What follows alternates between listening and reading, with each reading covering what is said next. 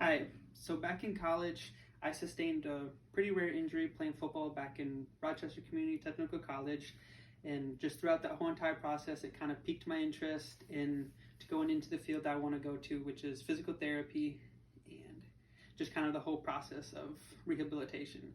So I highly strained my deltoid ligament, which is a rare injury which only accounts for 3 to 5% of all ankle injuries, as stated in the article of Rehabilitation of Ligamentous Ankle Injuries by C. Vach, V. Felica, and M. Quinton. So the rehab was a tough and lengthy process for me, as football was always my top priority. It was my life, and not knowing if I was going to be able to continue to play football and all that question that came with it was pretty stressful. But it went well, and so today I will discuss my injury and how it made me want to do physical therapy, and the history and the future of the industry, and what I learned from an interview with Kelly Dondelinger. So how I got my injury will be something that I'll never forget, as I remember it vividly as like it happened yesterday. So first thing that comes to mind is just the numbness when it happened, and how I just refused to even look at my ankle when it happened. So how it happened was I was in the slot playing receiver, and I was blocking from my running back, and I was being pushed into the ground as the guy was trying to go through me, and the running back coming behind me got his legs swiped out from under him, and he was about 250 pounds, and his whole body went into my leg. And typically an ankle can bend inwards fairly easily, but the ankle does not bend outwards that easily. And my ankle was in a complete L shape on a picture that I had. And throughout that process with the physical therapists with the school, they misdiagnosed me many times. As the first, they thought I had a high ankle sprain, and then after a couple of days they thought I had a bone chip in my ankle, and that led them to send me to the Mayo Clinic in Rochester to get that looked at by the doctor there. And the doctor there, fiddling with my ankle for about a couple minutes, he was able to tell me instantly that I had a highly strained deltoid ligament, which I thought was really cool that he was able to know that just like that.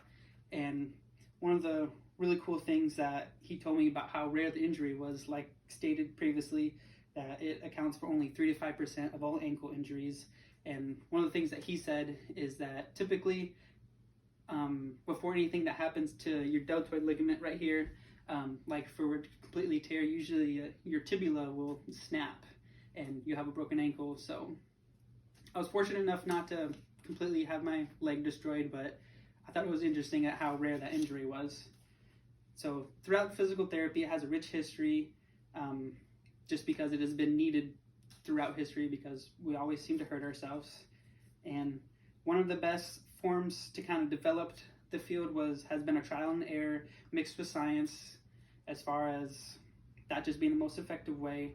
And in an article of bibliometric analysis of articles published from 1980 to 2009 in physical therapy by Carando, says that there is an increased benefit to publishing articles on evidence-based practice.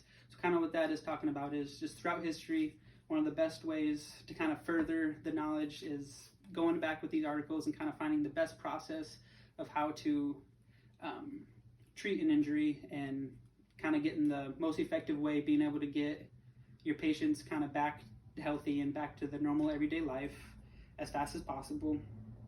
And the future of the industry, it will always be in high demand, as that's something that will never go away, because the face-to-face interaction can never be replaced with injury, or the face-to-face interactions can never be replaced with machines, and we always tend to just keep hurting ourselves, so that need will always be there. And in my interview with Kelly, who was head of the rehab center at Hillcrest Medical Center, she told me a quote that really stuck with me, that stuck out. She said that one of the best forms of rehab for a patient is a smile.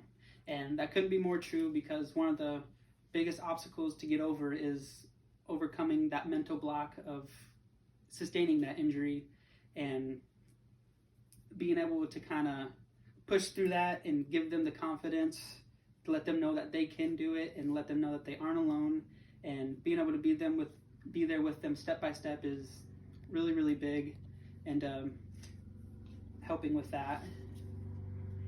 So as I conclude my speech about how I got into physical therapy through my history with it and the history of physical therapy and kind of what the future holds for physical therapy and what I learned from an expert, Kelly, and just always remember that being that someone who provides a smile to a person who has suffered an injury can be the difference in them making a full recovery in the amount of time that they would like to get back to a normal everyday life.